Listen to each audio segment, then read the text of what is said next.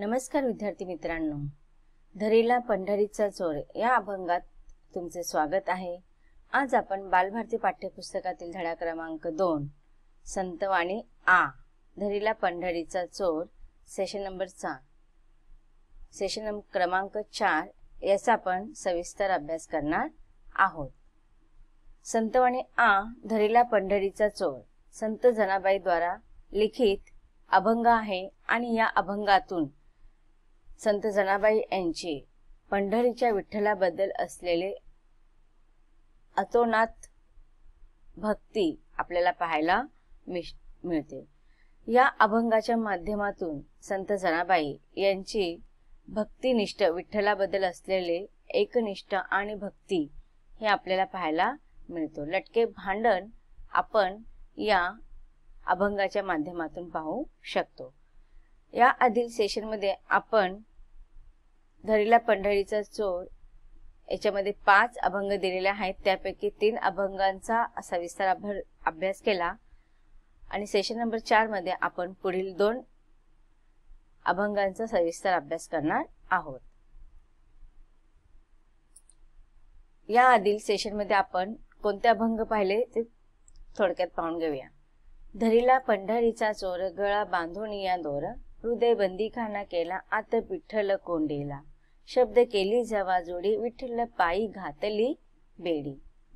संत जनाबाई सांगत आहेत की मी पंढरीच्या त्या चोराला, ज्याने माझ्या हृदयात अगोदरच स्थान मिळवलेलं आहे आणि माझं हृदय ते माझ्याकडे नसून त्या चोराकडे आहे, तर त्या अशा या चोराला, ज्याने माझं मन माझ्यापासून चोरून घेतलेलं आहे, अशा या विठ्ठलाच्या चोराला मी माझ्या भक्तिरूपी दोऱ्याने त्याच्या गळ्यात भक्तिरूपी दोरी बांधलेली आहे।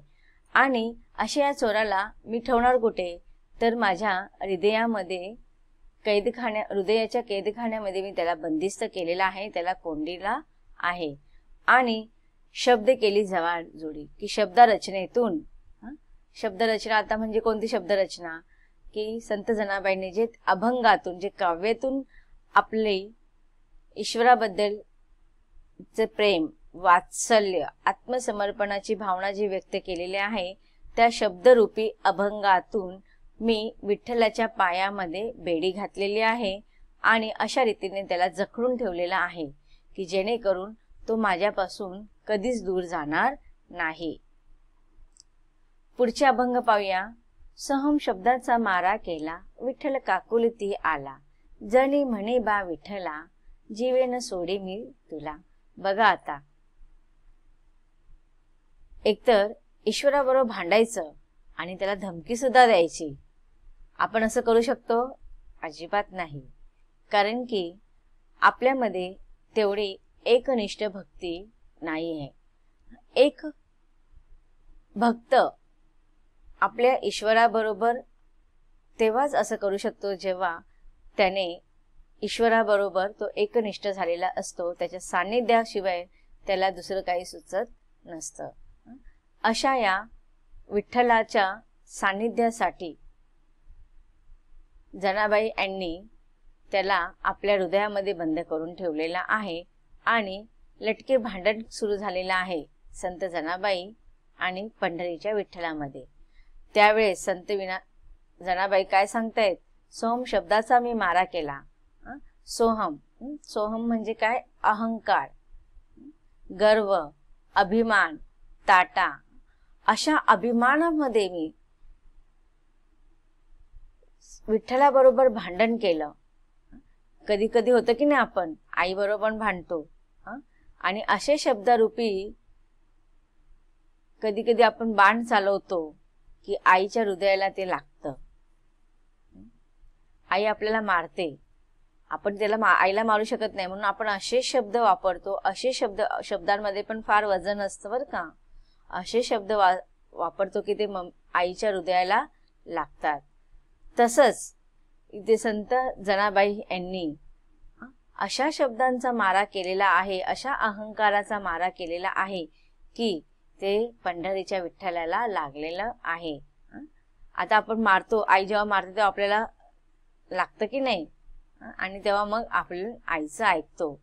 मग इथे सुद्धा संत जनाबाई यांनी आपले भक्तिरूपी अहंकाराने शब्दांचा असा मारा केला की त्या पंढरीच्या विठ्ठलाला त्यांच्या मनाला लागलेला आहे.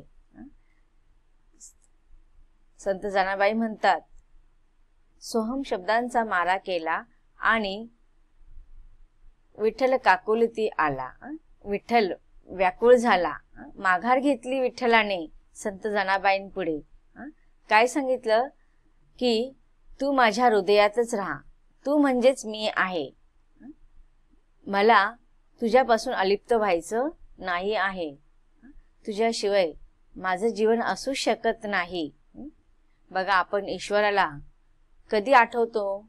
जेव्हा आपल्यावरती दुःख येतात, संकट येतात, तेव्हाच आपल्याला ईश्वराची आठवण होते. आनंदामध्ये, सुखामध्ये आपण ईश्वराला विसरून जातो. दुःखामध्येच ईश्वराचा आपण काय करू शकतो? त्याच्या प्रेमामध्ये, त्याच्या आठवणीमध्ये राहू शकतो. म्हणून तर म्हटलंय ना बघा, महाभारतामध्ये कुंतीने पण ईश्वराकडे सदैव दुःख मागितले. का दुःख मागितले? कारण की कुंती म्हणते की जेव्हा दुःख माझ्याकडे असतील ना, तेव्हा तू सदैव माझ्या मनात असतील, तेव्हा मी सदैव तुझी आठवण काढेल आणि मला तुझ्यापासून कधीच दूर जायचं नाहीये. एक भक्त काय सांगतो ईश्वराला की मला तुझ्यापासून कधी दूर जायचं नाहीये. मग तू जेव्हा माझ्यावरती संकट येतात, दुःख येतात, तेव्हाच मी तुला आठवतो ना, मग तू मला दुःखच दे, जेणेकरून तू सदैव माझ्या जवळच राहशील. मग अशा रीतीने संत जनाबाई यांनी सुद्धा पंढरीच्या विठ्ठलाला सोहमरूपी शब्दांचा मारा केला आणि सांगितलं की तू म्हणजेच मी आहे आणि माझ्यापासून कधीच दूर जायचं नाही, अलिप्त व्हायचं नाहीस. आणि त्यावेळेस विठ्ठलाने सुद्धा संत जनाबाई यांना सांगितलं, हो, आता मी कधीच तुझ्यापासून दूर जाणार नाही. आणि व्याकुळ झाला की बस झाला, आता हा सोहमचा शब्दांचा मारा बस झाला, आता मी कधीच तुझ्यापासून दूर जाणार नाही, मी तुझ्या जवळच राहणार. आणि अशा रीतीने विठ्ठल काकुळतीला आला, व्याकुळ झाला. जनी म्हणे बा विठ्ठला, जीवे न सोडी मी तुला. आता बघा, जनी म्हणे, जसं की आपण बघितलं अभंग रचनेमध्ये प्रत्येक संतांनी जेव्हा ओव्या लिहिल्या, अभंग लिहिले, तर त्यांचं नाव ईश्वराबरोबर त्यांनी जोडलेलं आहे. संत नामदेव असू दे, संत तुकाराम असू दे, मीराबाई असू दे, सगळ्या संतांनी. तसंच संत जनाबाई सुद्धा अभंगाच्या शेवटी काय म्हणतायत की जनी म्हणे, जनी म्हणजे संत जनाबाई. संत कवयित्री जनाबाई काय म्हणते? अरे विठ्ठला, बा म्हणजे अरे विठ्ठला.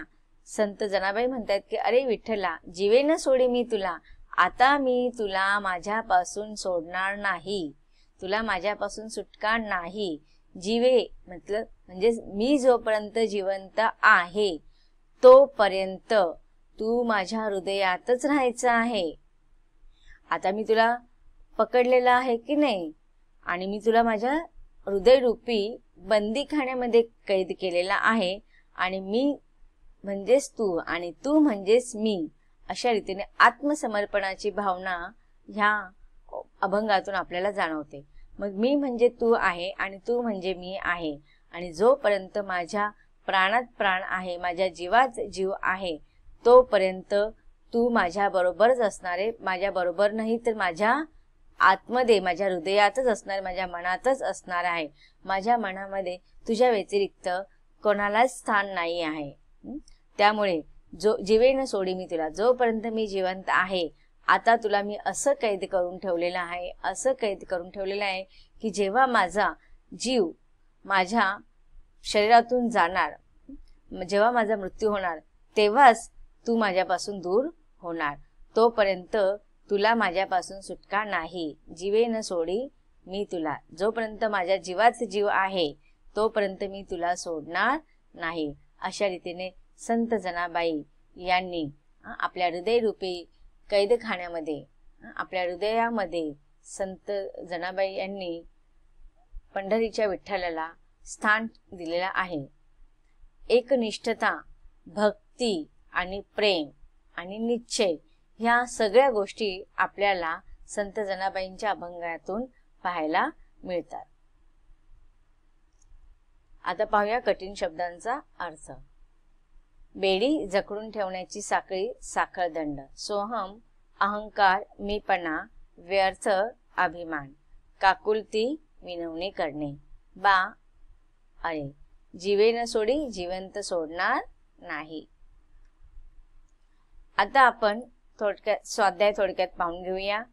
प्रश्न 1. खाली दिलेल्या शब्दांसाठी अभंगात आलेल्या उपमा लिहा. विठ्ठल. विठ्ठलासाठी कोणता शब्दाचा प्रयोग केलेला आहे, कोणत्या उपमाचा प्रयोग केलेला आहे की पंढरीचा चोर. हृदय. हृदयला कोणत्या शब्दांचा उपम्याचा उपयोग केलेला आहे कवितेमध्ये किंवा अभंगामध्ये? बंदीखाना.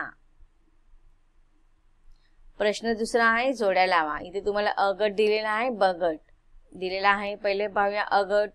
1. विठ्ठलाला धरले. 2. विठ्ठल काकुलती आला. 3. विठ्ठलाच्या पायी घातली बेडी. ब गटामध्ये अ शब्द रचनाच्या जुळणीने. आ भक्तीच्या दोराने. ई तू म्हणजे मी या शब्दाने. तर आता आपल्याला अ गटातील हे पहिले अंक आणि ब गटातील जे काही अ आ ई दिलेले आहेत त्यांच्या जोड्या लावूया आपण. तुम्हाला जसं शाळेमध्ये सांगतील ना त्या प्रकारेच तुम्ही या प्रश्नाची उत्तर लिहिजा. तुम्हाला जर शाळेत सांगितले पूर्ण वाक्य लिहायचंय किंवा शब्द लिहायचे तर तुम्ही त्या पद्धतीनेच लिहा. तर आता बघूया उत्तर आपण. 1. विठ्ठलाला धरले. त्याचं उत्तर काय आहे? भक्तीच्या दोराने. मग याचं पुढे आपल्याला आ दिलेला आहे की नाही, मग 1 ह्या प्रश्नाचं उत्तर काय येणार? आ. विठ्ठलाला धरले कशाने? भक्तीच्या दोराने. दुसरा आहे विठ्ठल काकुलती आला. विठ्ठल काकुलती आला, तू म्हणजे मीच या शब्दाने विठ्ठल काकुलतीला आला. मग आपल्याला उत्तर काय आहे? दुसऱ्या प्रश्नाचं उत्तर आहे ई. तिसरं विठ्ठलाच्या पायी घातली बेडी. तर याचं उत्तर आहे शब्द रचनेच्या जुळणीने. तिसरं अ. आता बघूया पुढील प्रश्न. स्वमत तुम्हाला विचारतात की नाही त्याच्यापैकीच प्रश्न आहेत हे. सोहम शब्दांचा मारा केला, विठ्ठल काकुलती आला या ओळीचा विचार स्पष्ट करा. तुम्हाला काव्य सौंदर्य किंवा भाव सौंदर्य म्हणून सुद्धा ह्या प्रश्न विचारू शकतात. संत जनाबाईंनी भक्तीचा दोर विठ्ठलाच्या गळ्यात अडकवून त्याला हृदयाच्या बंदीखान्यात कोंडला. संत जनाबाईंनी शब्द रचनेच्या साखळीच्या बेडीत विठ्ठलाचे पाय जखडले. विठ्ठल हृदयातून जाऊ नये म्हणून त्याच्यावर तू म्हणजे मीच अशा सोहम शब्दांचा मारा केला. त्यामुळे विठ्ठल विनवणी करू लागला की मी तुझ्या हृदयात राहील, पण सोहम शब्दांचा मारा थांबव. श्री विठ्ठलाने कायम आपल्या हृदयात वास करावा म्हणून संत जनाबाईंनी विठ्ठलावर सोहम शब्दांचा मारा केला व त्याचा परिणाम म्हणून विठ्ठल काकुलती आला. तर अशा रीतीने ह्या प्रश्नाचं उत्तर तुम्ही लिहू शकतात. पुढचा प्रश्न बघूया. जणी म्हणे बा विठ्ठला जीवे न सोडी मी तुला या ओळीतून व्यक्त झालेल्या संत जनाबाईंचा भाव स्पष्ट करा. उत्तर आहे संत जनाबाईंना श्री विठ्ठल आपल्या हृदयात कायमचा राहावासा असे वाटत होते. त्यासाठी संत जनाबाई श्री विठ्ठलाबरोबर शब्दांचे लटके भांडण करतात. संत जनाबाईंची भक्तीचा दोर विठ्ठलाच्या गळ्यात बांधून त्याला हृदयाच्या कैदखान्यात कोंडला. वरून शिक्षा म्हणून शब्द रचनेची बेडी विठ्ठलाच्या पायात घातली. तितक्यावरच न थांबत जनाबाईंनी श्री विठ्ठलांवर सोहम शब्दांचा मारा केला व शेवटी विठ्ठल हृदयातून जाऊ नये म्हणून त्याला जिवंत न सोडण्याची धमकी सुद्धा दिली. अशा रीतीने बघा तुम्हाला काव्य सौंदर्य किंवा भाव सौंदर्यासाठी सुद्धा प्रश्न जरी विचारला तरी त्याचं उत्तर हेच तुम्ही लिहू शकता. पुढचा प्रश्न. प्रस्तुत अभंगातून संत जनाबाईच्या मनातील विठ्ठलाविषयीच्या कोणत्या भावभावना दिसून येतात ते सांगा. उत्तर आहे प्रस्तुत अभंगातून संत जनाबाईच्या मनात विठ्ठलाविषयी असलेले प्रेम, भक्ती व निष्ठा दिसून येते. श्री विठ्ठलाने कायम आपल्या मनात वास करावा यासाठी संत जनाबाईंनी अनेक प्रयत्न केले. संत जनाबाईंनी विठ्ठलाला आधी स्वतःच्या हृदयाच्या बंदीखान्यात कोंडला, नंतर शब्द रचनेने विठ्ठलाच्या पायात बेडी घातली. इतक्यावरच न थांबता संत जनाबाईंनी विठ्ठलावर सोहम शब्दांचा मारा केला आणि शेवटी तू जर माझ्या हृदयात राहिला नाहीस तर मी तुला जिवंत सोडणार नाही अशी धमकी सुद्धा दिली. या सर्वांतून संत जनाबाईचे विठ्ठलावर असलेले अलोट प्रेम, अलोट भक्ती व अलोट निष्ठा आपल्याला पाहायला मिळते. पुढचा प्रश्न बघूया, अभिव्यक्तीचा आहे. मानवी जीवनातील निष्ठा, भक्ती आणि प्रयत्न याचे असलेले महत्त्व तुमच्या शब्दात सांगा. उत्तर आहे, कोणतेही कार्य करीत असताना माणसाने आपल्या कार्यावर व ध्येयावर अपार निष्ठा व अपार भक्ती ठेवायला हवी. अपार निष्ठा आणि भक्ती ठेवल्याने कोणत्याही परिस्थितीत माणसाचे मन डगमगत नाही आणि त्याचाच परिणाम म्हणून मनुष्य ते कार्य करण्यासाठी आटोकाट प्रयत्न करतो व शेवटी हाती घेतलेले कार्य पूर्णत्वास येते. तर विद्यार्थ्यांनो, अशा रीतीने आपण संतवाणी अ आणि संतवाणी आ या अभंगातून सविस्तर ईश्वराभक्तीबद्दल माहिती पाहिली. धडा क्रमांक 2 इथेच संपतो. धन्यवाद.